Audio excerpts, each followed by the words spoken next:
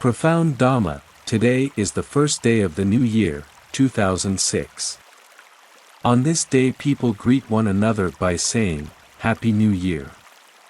Even though people all over the world say, Happy New Year, to one another, I sense they are not really happy. Do you agree?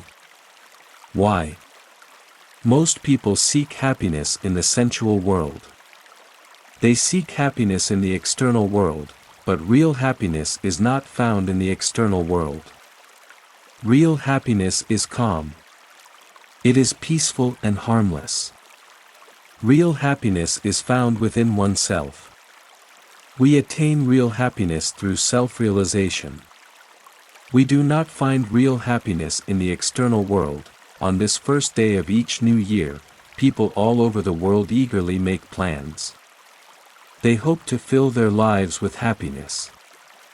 What could be more natural? Unfortunately, most people think that happiness can be gained through external activities, acquisitions, or relationships. The truth is, in spite of all their plans and efforts, real happiness is unfamiliar to most people.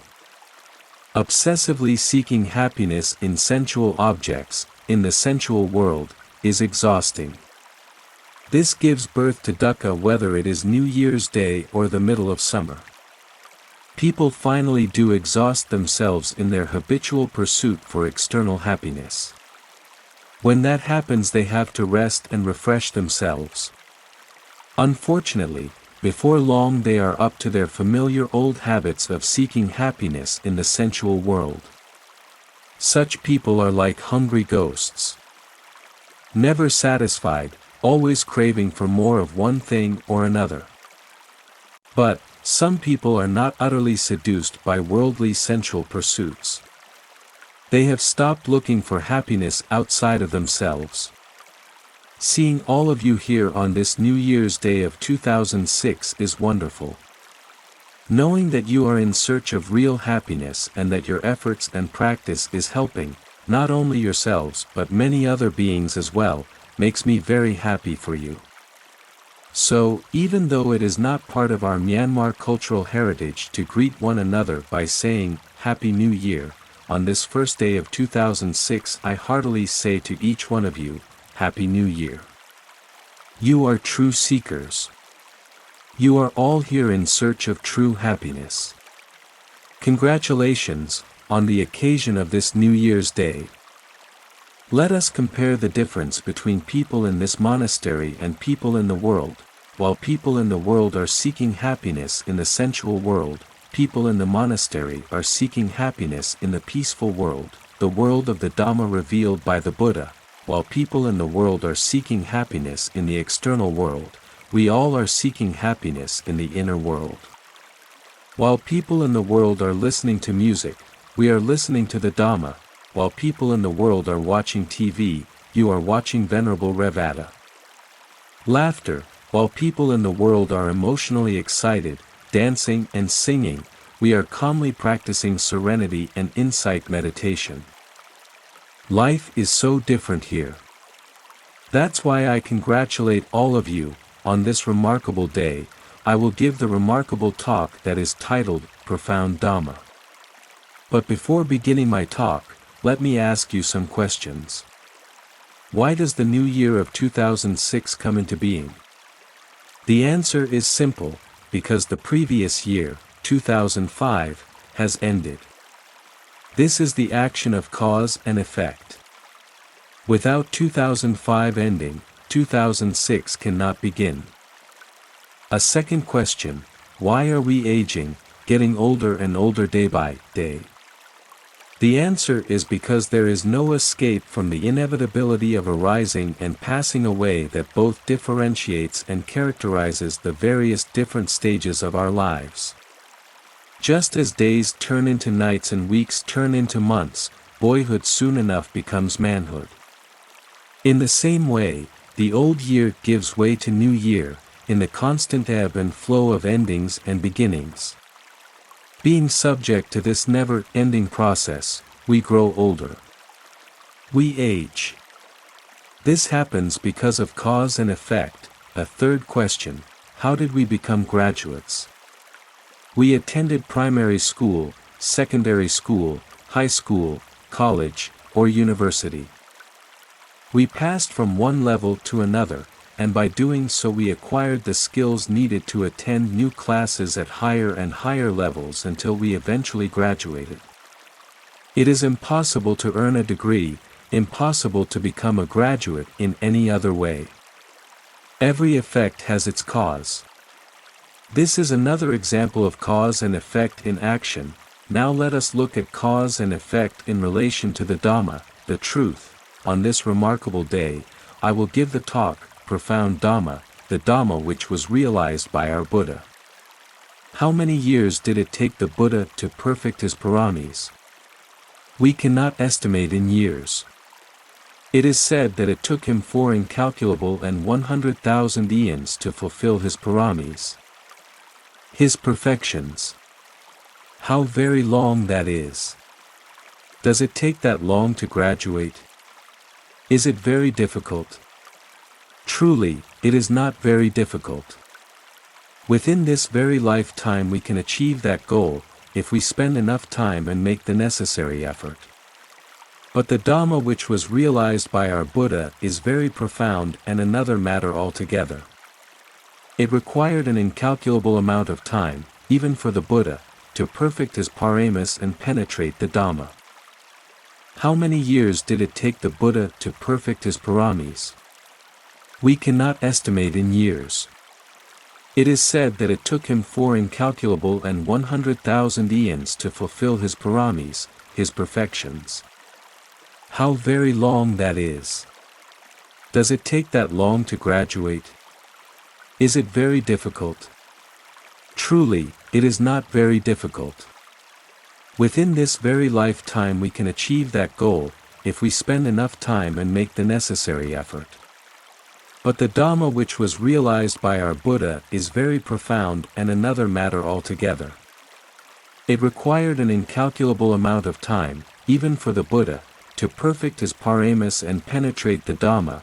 It is important to be aware of the differences between an ordinary education, as taught by worldly beings, and the teachings of the Dhamma, as taught by the Buddha. Many people are heedless. They willingly spend 15 years or more to get a degree from a university, but they don't want to spend much time practicing meditation. When it comes to meditation practice, they want success within 1 week, 2 weeks, 1 month or 2 months. Is this reasonable? No, it is not reasonable. If we want immediate results in meditation and expect to be successful within a short time, we need to examine our motives carefully. We might very well end up ashamed of ourselves. Why? The Dhamma penetrated by our Buddha is very profound. It is much more difficult and nothing at all like a formal worldly education. In school, we are given increasingly difficult lessons. We have to study and work hard in order to keep up so we can advance from one level to the next. It's true that school lessons are difficult, but, compared to the Dhamma, they are easy. Also, as I have mentioned, in order to graduate we have to make methodical progress. This means attending consecutive classes, one after another, step by step. Without the lessons of primary school, it would not be easy to learn the lessons of secondary school. Without secondary school lessons, it would be impossible for most of us to undertake high school lessons. Without high school, a university education would be out of the question. So even though a formal worldly education is not as difficult as the Dhamma, in order to be successful we need to apply ourselves in a systematic way, advancing from level to level, step by step. The Dhamma penetrated by the Buddha is profoundly deep. It, too, requires systematic, step-by-step practice. This is the only way to penetrate the Dhamma. This systematic approach is a sure way to enlightenment. Otherwise, it is impossible. When the Buddha attained enlightenment by himself, he too practiced systematically, step by step. Then, after his enlightenment, over the course of the next 45 years, he taught extensively and regularly gave talks in many different places. I am quoting here from one of his talks. On one occasion, the Buddha said, "Because if anyone spoke without having made the breakthrough to the noble truth of suffering as it really is, without having made the breakthrough to the noble truth of the origin of suffering as it really is, without having made the breakthrough to the noble truth of the cessation of suffering as it really is, without having made the breakthrough to the noble truth of the way leading to the cessation of suffering as it really is, I will completely make an end of suffering." It is impossible. If someone said, after having made the breakthrough to the noble truth of suffering as it really is, after having made the breakthrough to the noble truth of the origin of suffering as it really is, after having made the breakthrough to the noble truth of the cessation of suffering as it really is, after having made the breakthrough to the noble truth of the way leading to the cessation of suffering as it really is, I will completely make an end of suffering. It would be possible, just as, because, if someone said, having built the lower story of a peak house, I will erect the upper story of a peak house. Is it possible? In the same way, if anyone said, having made the breakthrough to the noble truth of suffering as it really is, having made the breakthrough to the noble truth of the origin of suffering as it really is, having made the breakthrough to the noble truth of the cessation of suffering as it really is, having made the breakthrough to the noble truth of the way leading to the cessation of suffering as it really is, I will completely make an end of suffering. It would be possible, so the Buddha continued, because an exertion should be made to understand the noble truth of suffering, an exertion should be made to understand the noble truth of the origin of suffering, an exertion should be made to understand the noble truth of the cessation of suffering, an exertion should be made to understand the noble truth of the way leading to the cessation of suffering. We all know that we must penetrate the Four Noble Truths, the noble truth of suffering, the noble truth of the origin of suffering, the noble truth of the cessation of suffering, and the noble truth of the way leading to the cessation of suffering. It is impossible to completely make an end of suffering without having made the breakthrough to the Four Noble Truths. If we want to end suffering, we must know and see the Four Noble Truths. To know and see the Four Noble Truths, we must systematically practice meditation under the guidance of a qualified teacher. Otherwise, it is impossible to penetrate the Four Noble Truths. You might ask, who is a qualified teacher? The Buddha is the qualified teacher. We are merely followers of the Buddha. We teach meditation following his doctrine. What is the noble truth of suffering? It is the 5 aggregates of clinging, or the 5 clinging aggregates. In other words, ultimate mentality and materiality is the noble truth of suffering. According to the teachings of the Buddha, there is neither man or woman, neither is there Deva or Brahma, there is only ultimate mentality and materiality. But we say, I am a man, I am a woman. How is it then that there is neither man or woman? In the conventional sense, of course, there is man and woman. But ultimately this is not true. To comprehend the Buddha's meaning and fully understand this teaching, we must break through to the noble truth of suffering. That is to say, we must know and see the 5 aggregates of clinging.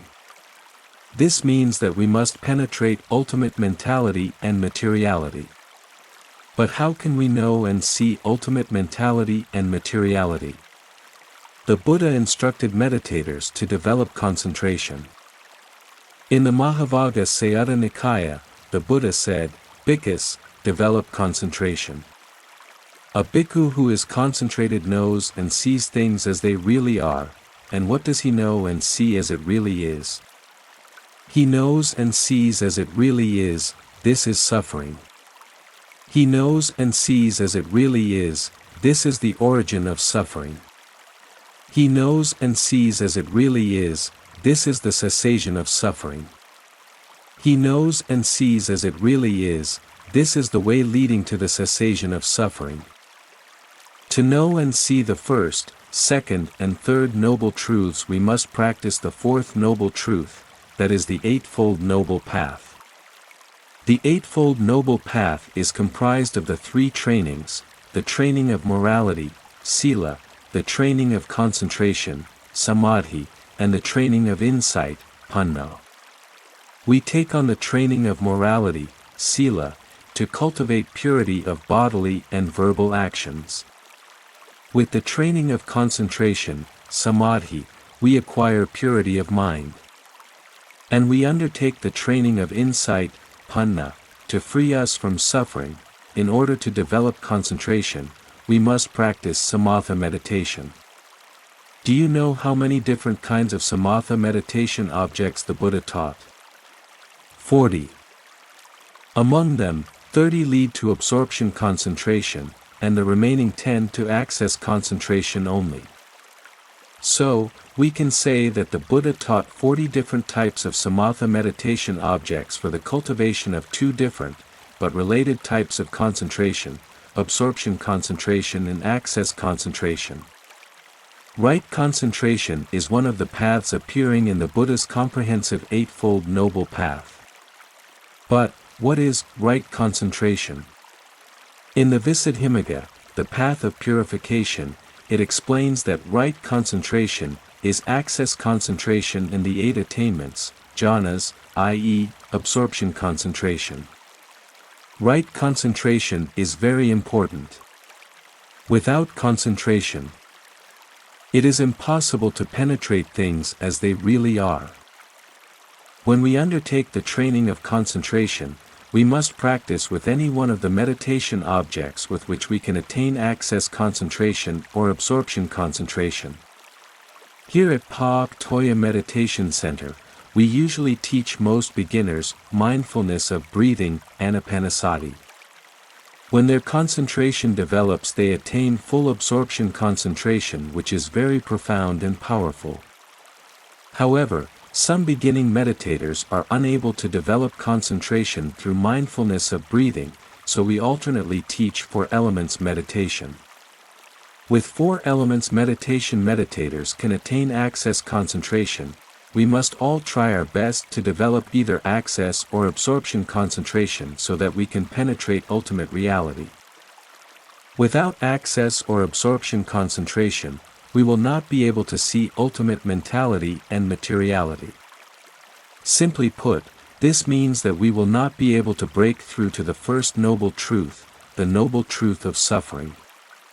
We will not be capable of knowing and seeing things as they really are. There are many in this audience who have already penetrated ultimate mentality and materiality. They understand the importance of developing concentration in order to know and see ultimate reality as it really is. Those meditators have seen things as they really are. There are also many among us who have yet to penetrate ultimate mentality and materiality. Nevertheless, they continue to practice conscientiously towards that goal. According to the Buddha, this whole world is composed of very tiny particles. In order for meditators to know and see these particles directly, the Buddha taught 4 elements meditation. What are the 4 elements? They are earth, water, fire, and wind. All living and non-living things are made up of these 4 elements.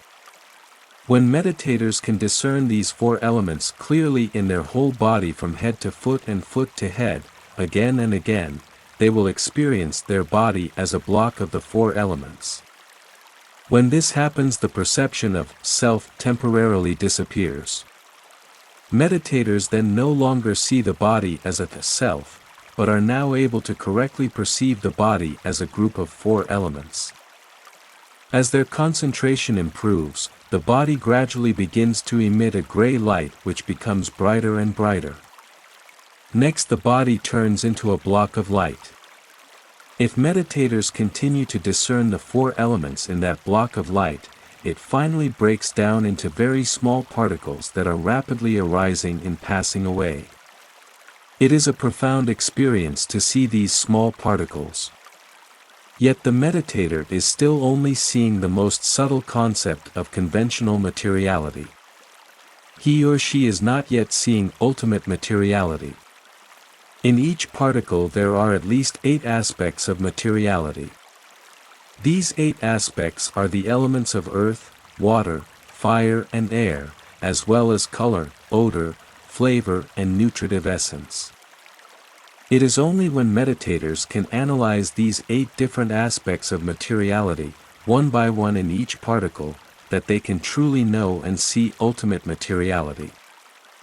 As soon as meditators can discern the 4 elements internally, in their own bodies, up to directly knowing and seeing ultimate reality, they are then instructed to move on to discerning the 4 elements externally.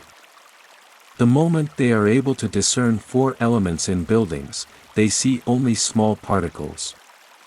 When they discern 4 elements in trees or even in space, they likewise only see small particles. Everything becomes the same.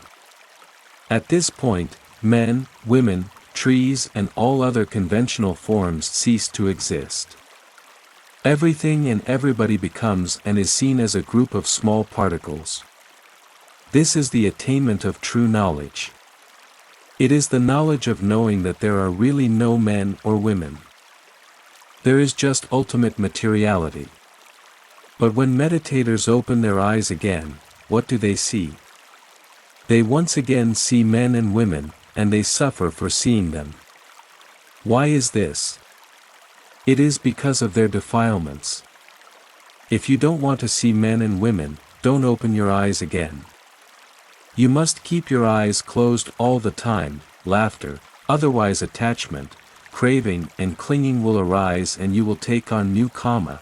The meditator's next step is to analyze the different aspects of mentality up to ultimate mentality.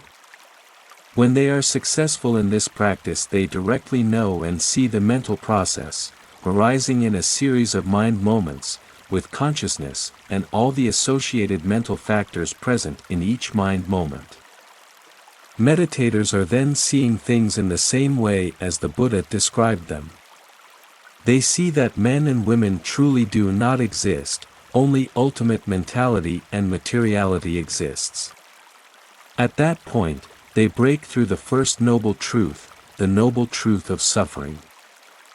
Once meditators know and see ultimate mentality and materiality, they go on to practice dependent origination, padakasamuppada, in order to directly know cause and effect. When they have discerned cause and effect, they break through to the second noble truth, the noble truth of the origin of suffering. Meditators who have practiced dependent origination and have directly discerned cause and effect, then progress on to insight meditation, vipassana. They now are able to discern and examine the 3 characteristics of impermanence, suffering and the non-self nature of ultimate mentality in materiality, along with causes and their effects. When their insight matures, path knowledge arises. They see nibbana. At that point, materiality and mentality cease and they break through to the third noble truth, the noble truth of the cessation of suffering. With the arising of path knowledge their defilements are eradicated step by step. With the achievement of the first path, they attain the first fruit of enlightenment and become a stream enterer, sotapanna. As soon as that happens, the 3 defilements of self-identity, doubt and attachment to rites and rituals are forever eradicated, because they practice the 4th noble truth, which is the 8-fold noble path or the 3 trainings. They are able to directly know and see the first, second and the third noble truths. When one practices the training of morality, sila, it could be compared to attending primary school. When one develops concentration, samadhi, it is like attending secondary school. Remember that one has to pass secondary school before they can proceed to high school and university lessons. The practice of insight meditation, panna, is like attending high school and university. Continuing with this example, Earning a degree and graduating from a university is like attaining Nibbana. There are 16 steps of insight knowledge that lead to Nibbana. What are the 16 insight knowledges? They are: 1. The knowledge of analyzing mentality materiality, Namarupa Pariketa A with Makrane. 2. The knowledge of discerning cause and effect, Vikaya Parigahat A with Makrane. 3. The knowledge of comprehension, Samasana A with Makrane. 4. The knowledge of arising and passing away, Yudaya Baya A with Makrane. 5. The knowledge of dissolution, Bhaga A with Makrane. 6. The knowledge of terror, Bhaya A with Makrane. 7. The knowledge of danger, Adanava A with Makrane. 8. The knowledge of disenchantment, Nibbida A with Makrane. 9. The knowledge of desire for deliverance, Munsatikamayada A with Makrane. 10. The knowledge of reflection, Hazank A with Makrane. 11. The knowledge of equanimity towards formation, Sakrapek A with Makrane. 12. The knowledge of conformity, Anuloma A with Makrane. 13. The knowledge of change of lineage, Gatrabu A with Makrane. 14. The knowledge of the path, Magga A with Makrane. 15. The knowledge of fruition, Phala A with Makrane. 16. The knowledge of reviewing, Pakaveka A with Makrane. The first insight knowledge, the knowledge of analyzing ultimate mentality in materiality, is knowing and seeing the first noble truth, the noble truth of suffering. The second insight knowledge, the knowledge of discerning cause and effect, is knowing and seeing the second noble truth, the noble truth of the origin of suffering. Having made the breakthrough to the first insight knowledge, we can proceed to the second insight knowledge. However, if we haven't made the breakthrough to the first noble truth, it is impossible to break through to the second noble truth, which is very profound. That's why, after the Buddha attained full enlightenment, he declared, "I have attained to this Dhamma which is profound, hard to see, hard to understand, peaceful, sublime, beyond reasoning, subtle, to be experienced by the wise. But this generation delights in sensual pleasures, rejoices in it and engages in it." For those who so delight, rejoice and engage in sensual pleasures, this matter is hard to see, that is, specific conditionality, dependent origination. Equally hard to see would be the cessation of all volitional formations, the abandonment of all the substrates of rebirth, the destruction of craving, dispassion, and cessation, Nibbana. And if I were to teach Dhamma to others and they did not understand me, that would be weariness and a trouble to me. Do you remember these words? This reflection arose in the mind of the Buddha while he was alone in seclusion, after he had become the fully enlightened one. At that time, he was dwelling at Urovala on the bank of the river Naranjara at the foot of the goatherd's banyan tree. You may remember now. Shortly after that, this verse arose in the mind of the Blessed One, "This that I've attained, why should I proclaim? Those full of lust and hate can never grasp it, leading upstream this Dhamma, subtle, deep, hard to see, no passion-blinded folk can see it." For this reason, as the Buddha thought about his realization, his mind inclined to living at ease. He was not inclined to teach the Dhamma. But, the Brahma Sahampati, who knew and saw within his mind the Buddha's reasoning, thought, "Alas, this world is lost, alas, this world will be destroyed because the mind of the Truth Finder, the Blessed One, the Arahant, the fully enlightened Buddha is inclined to living at ease, not to teaching the Dhamma." So this great Brahma, as swiftly as a strong man might stretch his bent arm, bent it again. Whereupon he disappeared from the Brahma world and immediately reappeared before the Buddha, arranging his upper robe over one shoulder and kneeling on his right knee. He paid respect to the Buddha with joined palms and said, "Venerable Sir, may the Blessed One teach the Dhamma, may the fortunate one teach the Dhamma. There are beings with little dust in their eyes who are perishing through not hearing Dhamma. If the Blessed One teaches the Dhamma, they will become knowers of Dhamma.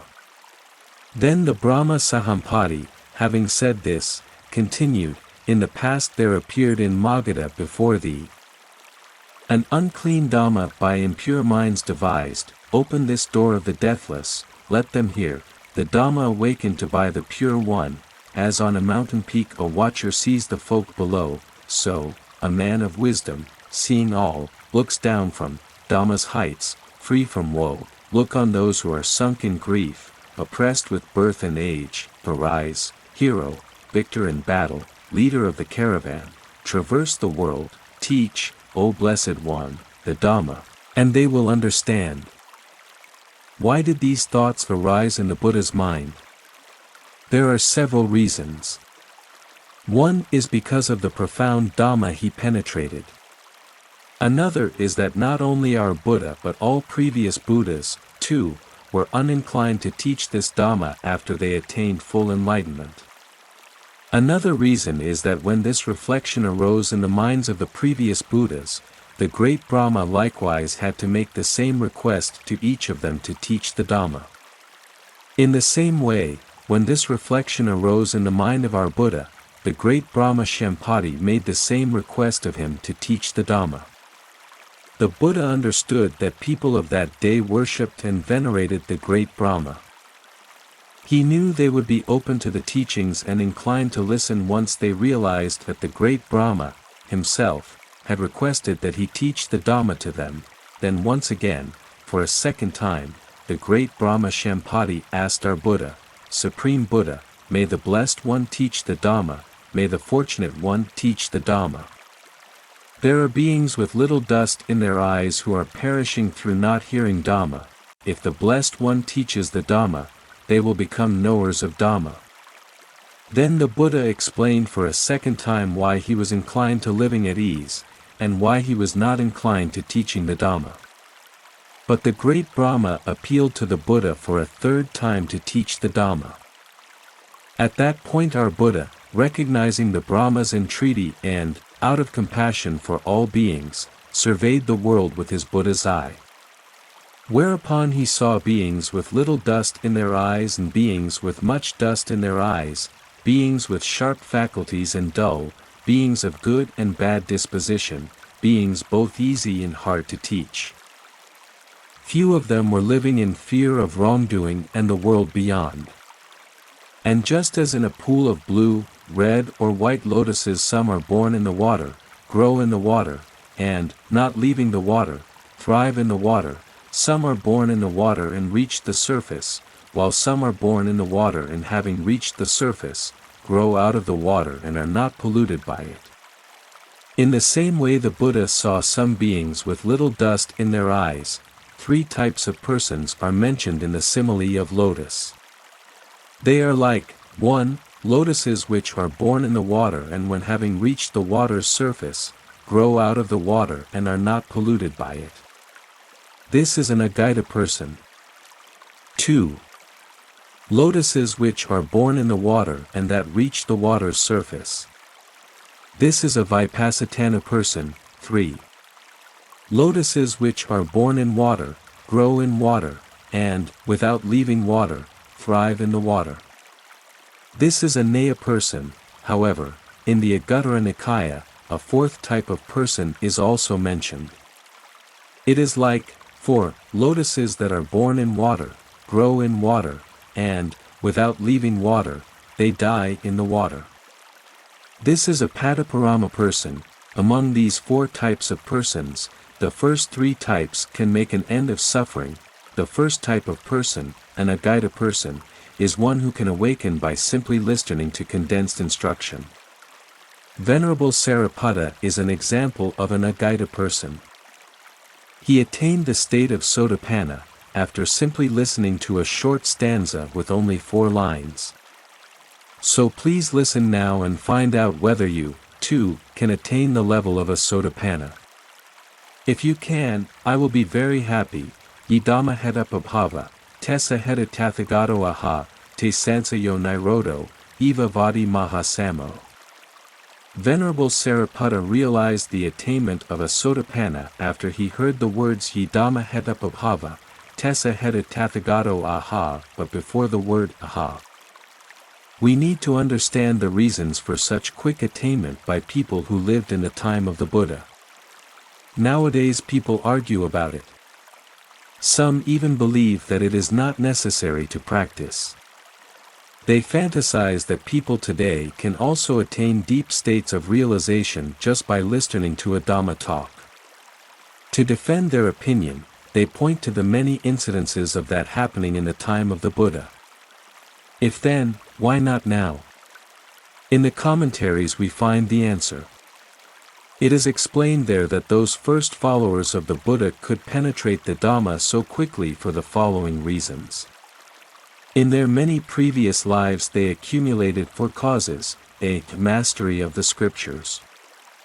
Pariyatti, they studied and became masters of the Dhamma scriptures. b. Hearing. Savana, they listened attentively and respectfully to the Dhamma being explained over the course of many, many past lives. c. Inquiry. Paripukka, they scrutinized and discussed the difficult passages and explanations in the texts and commentaries. d. Prior effort. Pabbayoga, they engaged in the practice of samatha vipassana up to the knowledge of equanimity towards formations. Sakrapeke with Mekrane. During the dispensations of the Buddhas, it was because of these four causes that people in those days were able to rapidly achieve profound states of attainment in one of their last lives. And because of these four causes, this result occurred: e. Achievement, adhigama, the attainment of the arahant path and fruition, or any other path and fruition. We now know that those who had perfected paramis such as mastery of scriptures, pariyatti, hearing, savana, inquiry, paripukka, and prior effort, pabbayoga, were able to attain path and fruition knowledge quickly, sometimes after only listening to a very short stanza. Among the paramis, prior effort, pabbayoga, was crucial. Because of their accumulated past practice of samatha-vipassana meditation up to the knowledge of equanimity towards the formations, sakrapeke with Mekrane, these early disciples were already very close to path and fruition knowledge. When they went for alms, they practiced meditation. When they returned, they practiced meditation. Those early disciples had already made prior effort over the course of many past lives. So in their last life, merely listening to the Dhamma was sufficient for them to see Nibbana. Do we now know that we are not the first type of person, an Agaita person, or one who can attain profound states of realization after merely listening to condensed instruction? The second type of person, a Vipassatthana person, is one who needs detailed instructions. Do you remember the 5 ascetics who formerly looked after the Bodhisattva during the time that he resolutely committed 6 years to severe austerity practice? You now remember. When the Bodhisattva gave up that practice, they abandoned him. When the Bodhisattva became a fully enlightened Buddha, he sought out those 5 ascetics in order to give them a talk. This talk was the first talk given by the Buddha. Do you remember the name of that talk? Dhamma Wheel Rolling Sutta, Dhammacakkappavattana Sutta. In this sutta the Buddha gave detailed instructions. While listening to it, any among the 5 ascetics immediately attained the stage of stream entry, Sotapanna. It was Venerable Koa. When the Buddha instructed the remaining ascetics with further Dhamma talk, the Venerable Vappa and the Venerable Bhaddiya also attained the level of stream enterers. After having eaten alms food brought back by those 3 stream enterers, Venerable Koa, Venerable Vappa and Venerable Bhaddiya, the Buddha continued to instruct the 2 remaining ascetics with more Dhamma talk. Before long, the Venerable Mahanama and the Venerable Assaji also attained stream entry, Sotapanna. We now know that the Venerable Koa, the Venerable Vappa and the Venerable Bhaddiya The Venerable Mahanama and the Venerable Assaji were the second type of person, a Vipassatthana person. There are many among us who have also listened to or read the Dhammacakkappavattana Sutta. Have we attained stream entry? If not, we can safely conclude that we are not the second type of person, a Vipassatthana person, who can realize Nibbana simply after listening to detailed explanation of the Dhamma. The third type of person, a Naya person, is one who cannot attain merely by listening to condensed or detailed instruction, but rather by practicing the training of morality, sila, the training of concentration, samadhi, and the training of insight, panna, step by step. Systematically, they can realize the Four Noble Truths and realize Nibbana. I believe that there are many in this audience who are this third type of person. Nowadays the first and second type of persons cannot be found anywhere. However, there are many Naya persons living amongst us today. To realize Nibbana, a Naya person needs to learn the Pi text, discuss the difficult passages and explanations in the texts and commentaries, and keep in mind what they have studied. They should associate with a good friend or friends, and they have to practice meditation. This is mentioned in the commentary. Association with a good friend or friends is very important. Even if we cannot gain knowledge of the Pi texts and commentary, if we associate with a good friend or friends who can thoroughly guide us in the three trainings, even just this much can lead us to Nibbana. When the Buddha surveyed the world with his Buddha's eye, he saw beings with little dust in their eyes and with much dust, beings with sharp and dull faculties, beings of good and bad dispositions, and beings both easy and hard to teach. Few of them were living in fear of wrongdoing and the world beyond. Because of seeing this, the Buddha addressed the Brahma with verses, "Open to them the door to the deathless. Let those who have ears release their faith, foreseeing trouble, I did not preach at first, the excellent Dhamma for men, Brahma." The Buddha has opened the door to the deathless. We must entrust our faith to the Buddha, Dhamma and Sangha. If lack of faith persists, it is impossible to open the door to the deathless. Because of lacking faith in the Buddha, Dhamma, and Sangha, we may sometimes think, is it really possible to attain jhana concentration simply by focusing on the breath? Or, is it really possible to see light just by focusing on the in and out breath? These thoughts can be troubling and fill our minds with doubts. If this happens, those without faith often cease applying themselves to practice. Their minds become filled with doubts and they soon are lost in thoughts and complaints about this and that. Such pervasive doubting inhibits benefits from arising in their lives. Because of this, the Buddha said, "Let those who have ears release faith, foreseeing trouble, I did not preach at first, the excellent Dhamma for men, Brahma." We have known that after the Buddha had attained enlightenment, he was not inclined to teach the Dhamma. Finally, after being asked for a third time, our Buddha agreed to the request of the great Brahma. Out of oceanic compassion for all beings, he surveyed the world with his Buddha's eye. He then saw the first, second and third type of person. I have already given you an explanation of them. Let me now explain the fourth type of person. The fourth type of person, a Padaparama person, is one whose highest attainment is an intellectual comprehension of the Dhamma texts. Even though such persons practice the training of morality, sila, the training of concentration, samadhi, and the training of insight, panna, step by step, systematically, and even after hearing condensed instruction or detailed instruction, they nevertheless are not able to realize the Four Noble Truths and to see Nibbana in this very life. All their effort is for their future realization and attainment. What they have accumulated in this present life is the treasure that they will carry with them, as provisions on their journey to Nibbana. Because of this, They will know and see the Dhamma as it really is in future lives. What should we do if we fall into that fourth kind of person, a padaparama? If we are the fourth type of person, meditation is indispensable. In this case, it is especially important for us to practice as much meditation as we can in this life. It is for our future realization and attainment. We now know the four categories of persons mentioned in the Anguttara Nikaya and how each type can realize Nibbana. People in this age, however, are either exclusively the third type of person, a Naya person, or the fourth type of person, a padaparama person.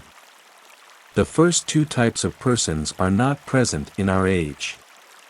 Even though the third type of person, a Naya person, can realize Nibbana through practicing the three trainings, the fourth type of person, a padaparama person, cannot.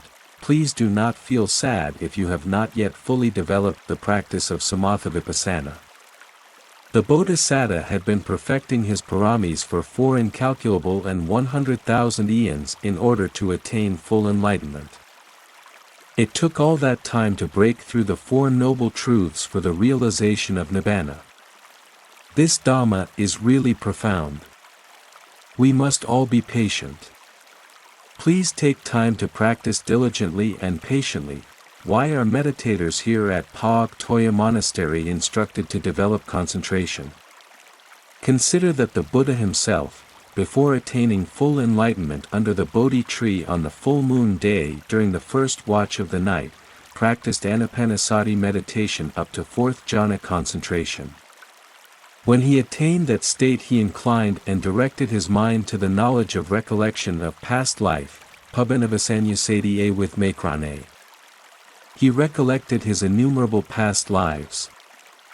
That is to say, he brought to mind and clearly saw 1 birth, 2 births, 3 births, 4 births, 5 births, 10 births, 20 births, 30 births, 40 births, 50 births, 100 births, 1,000 births, 100,000 births, spanning many eons of world contraction and world expansion. The Buddha recalled detailed specifics of his past life, i.e., there he was so named, of such a race, with such an appearance, such was his food, such his experience of pleasure and pain, such the ending of his lifespan, his death. Passing away from there, he saw that he reappeared elsewhere. Thus with its aspects and particulars the Buddha recollected his innumerable past lives.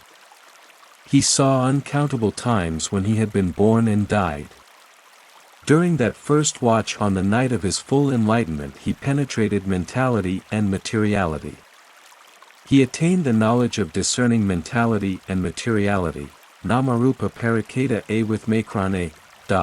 In the second watch of the night, he inclined and directed his mind to the knowledge of the passing away and reappearance of beings, dibakaku a with makrane. With his divine eye, which is purified and surpasses the human eye, he saw countless beings passing away and reappearing, inferior and superior beings, fair and ugly beings, happy or unhappy in their destiny. He understood that beings reaped according to their deeds. Unworthy beings who were ill behaved in body, speech and mind, beings who were revilers of noble ones, wrong in their views, who acquired karma due to wrong views, suffer, on the breakup of the body after death, and appear in a state of loss, in an unhappy destiny, in perdition, in hell. But worthy beings who are well behaved in body, speech and mind, who are not revilers of noble ones, who are right in their views, who acquire karma due to right view, do not suffer on the break-up of the body after death. These beings appear in a happy destiny, in the heavenly worlds. Thus with his divine eye, the Buddha saw beings passing away and reappearing, inferior and superior beings, fair and ugly beings, happy or unhappy in their destiny. He understood that beings reaped according to their deeds. He perceived with his divine eye the knowledge of how beings are born and die. The Pi word for this is Kutapapada a with Makrane, the knowledge of birth and death. When the Buddha focused on exactly how beings are born in happy or woeful states, he attained the knowledge of discerning cause and effect, Vikaya Parigaha a with Makrane. During the third watch of the night, he attained the first path and fruition knowledge, the second path and fruition knowledge, the third path and fruition knowledge, and the fourth path and fruition knowledge, one after another. Path knowledge eradicated his defilement step by step without remainder. He finally attained the knowledge of the process of eradicating defilements, Asavakya a with Makrane. He became a Buddha, an arahant. These are the words of the Buddha, Bhikkhus, before my enlightenment, while I was still a bodhisattva, not yet fully enlightened, it occurred to me, alas, this world has fallen into trouble, there is birth and decay and there is death and falling into other states and being reborn. And no one knows any way of escape from this suffering, this aging and death. When will deliverance be found from this suffering, this aging and death? Then, Bhikkhus, it occurred to me, with what being present, does aging and death come to be? What conditions aging and death? And then, Bhikkhus, through careful attention the realization dawned on me, birth being present, aging and death comes to be. Birth conditions aging and death. Then it occurred to me, what conditions birth? Through careful attention the realization dawned on me, becoming conditions birth. What conditions becoming? Through careful attention the realization dawned on me, clinging conditions becoming. What conditions clinging? Through careful attention the realization dawned on me, craving conditions clinging. What conditions craving? Through careful attention the realization dawned on me, feeling conditions craving. What conditions feeling? Through careful attention the realization dawned on me, contact conditions feeling. What conditions contact? Through careful attention the realization dawned on me, the six sense bases condition contact. What conditions the six sense bases? Through careful attention the realization dawned on me, mentality and materiality conditions the six sense bases. What conditions mentality and materiality? Through careful attention the realization dawned on me, consciousness conditions mentality and materiality. What conditions consciousness? Through careful attention the realization dawned on me, volitional formations condition consciousness. What conditions volitional formations?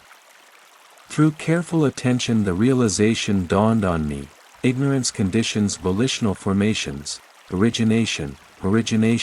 Thus, Bhikkhus, in regard to things unheard before there arose in me vision, knowledge, wisdom, true knowledge and light, then our bodhisattva directed careful attention to cessation, then, Bhikkhus, it occurred to me, when what does not exist, does aging and death not come to be? With the cessation of what, comes the cessation of aging and death. Through careful attention the realization dawned on me, when there is no birth, aging and death does not come to be, with the cessation of birth comes cessation of aging and death. With the cessation of becoming comes cessation of birth. With the cessation of clinging comes cessation of becoming. With the cessation of craving comes cessation of clinging. With the cessation of feeling comes cessation of craving. With the cessation of contact comes cessation of feeling. With the cessation of the six sense bases comes cessation of contact. With the cessation of mentality and materiality comes cessation of the six sense bases. With the cessation of consciousness comes cessation of mentality and materiality. With the cessation of volitional formations comes cessation of consciousness. With the cessation of ignorance comes cessation of volitional formations. With the cessation of ignorance comes cessation of volitional formations. With the cessation of volitional formations comes cessation of consciousness. Such is the cessation of this whole mass of suffering. cessation, cessation. Thus, because, in regard to things unheard before there arose in me vision, knowledge, wisdom, true knowledge, and light. It was in the third watch of the night, after reflecting on the causal relationship between the 12 factors of dependent origination, that our Bodhisattva again developed anapanasati concentration up to the fourth jhana. He then contemplated the impermanent, anicca, suffering, dukkha, and non-self, anatta, nature of mentality in materiality, with its causes and their effects. He developed the knowledge of comprehension, samasana a with makrane, the knowledge of arising and passing away, udayabaya a with makrane, the knowledge of dissolution, bhaga a with makrane, the knowledge of terror, bhaya a with makrane, the knowledge of danger, adanava a with makrane. The knowledge of disenchantment, nibbida a with makrane, the knowledge of desire for deliverance, munsatakamayada a with makrane, the knowledge of reflection, pazank a with makrane, the knowledge of equanimity towards formations, sakrapek a with makrane, the knowledge of conformity, anuloma a with makrane, and the knowledge of change of lineage, gatrabu a with makrane. Then the 4 paths and 4 fruition knowledges, magga and phala a with makrane, arose in him quickly, one after another. The path knowledges eradicated his defilement step by step without remainder. Our Bodhisattva then became a Buddha, an Arahant. Then the knowledge of reviewing, pakaveka a with makrane, arose in him. We now know that even our Bodhisattva had developed all 16 insight knowledges. Developing the 16 insight knowledges is essential for the realization of Nibbana. Here at Pak Toya Monastery, meditators are being instructed to develop all 16 insight knowledges step by step, systematically.